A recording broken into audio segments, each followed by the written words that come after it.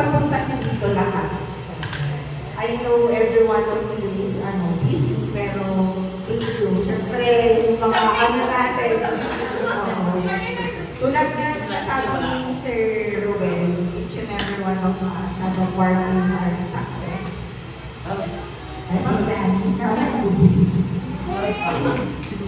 Kaya isipin na maliit pa or malaki yung contributions natin is hindi na-appreciate. Appreciate pa yun ng management natin. Oo, patuloy lang natin supportahan yung management. Nakikita nyo naman yung balik sa akin lang, di ba? Oo. And sa team naman natin, thank you then for allowing me to be your OIC for for a month na.